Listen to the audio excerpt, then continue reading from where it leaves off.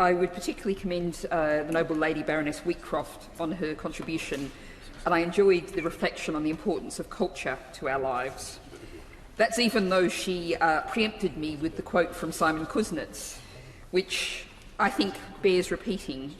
This, let us remember, is a Nobel laureate, a man who helped create the measure of GDP, who said it can scarcely be inferred as a measure of national well-being. I think it's interesting that we've heard from all sides of the House and people from many different political perspectives an acceptance that GDP is a very poor measure of well-being. Yet I opened this morning a newsletter from a left-wing publication which was, as you might expect, attacking the government over the budget. And its top line of attack, and I quote, was, "Growth is anaemic and down substantially on previous forecasts." Now, you might have been expecting this publication to be attacking on universal credit, on regional disparities, on child poverty, many of the things we've heard reflections from the Nobel Lords, but their top line was GDP. It's deeply embedded into our national politics, the idea that what matters is the economy. Should an alien land on Earth and look at our newspapers and television screens, they might well think that we all existed to be servants of the economy. We've got this turned around the wrong way. The economy is and should be there to deliver a decent life for our societies, to deliver us a secure future. Now, the noble Lord Tugendhat suggested that we'd have difficulty agreeing on what would be included, what measures would be in wellbeing. I'm going to respectfully disagree with him on that, because the whole world has actually agreed on measures of well-being, the Sustainable Development Goals signed up to by the world's nations. And when we talk about these Sustainable Development Goals in your Lordship's House and elsewhere in the UK, we tend to talk about this as something for DFID, something for the international development community to think about. But I'd refer your Lordships to a report from the UK SSD network, which considered whether the UK would meet any one of those goals by the target date of 2030, and the answer is no. Now, many noble lords have referred to potential difficulties and questions about how you measure well-being, and I think it's worth taking a little time to consider this, something the APPG on limits to growth has done considerable work on. One option is multiple indicator sets, which the SDGs are, and that's my preferred option because it accepts that there are trade-offs here.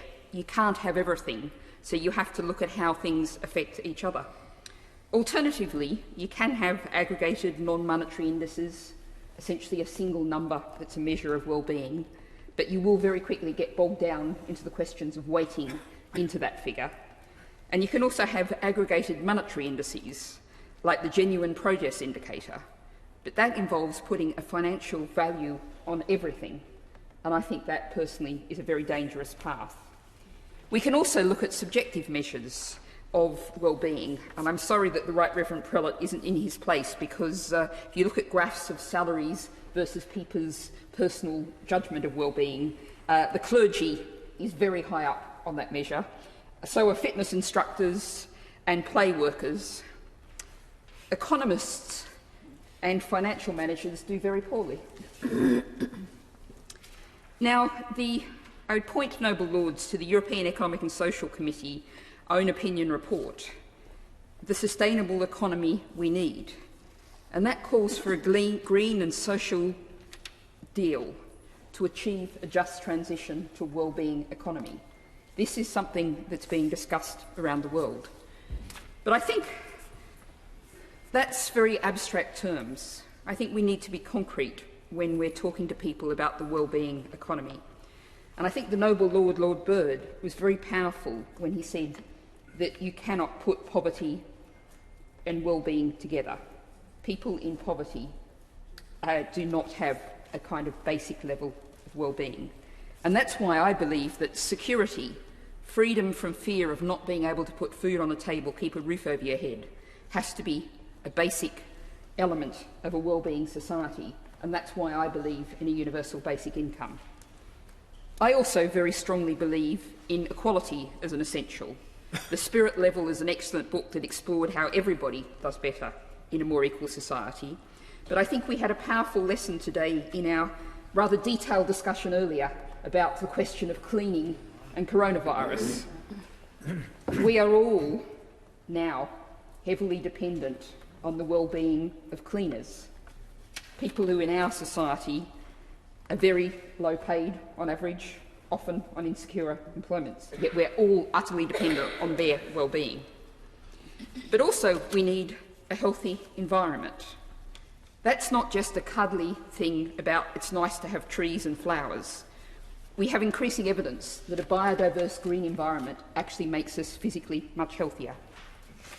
So, my lords, I'll conclude with a final thought, which is that there are enough resources on this planet for everyone to have a decent life, for the well-being of all, if we share them out fairly. Yeah.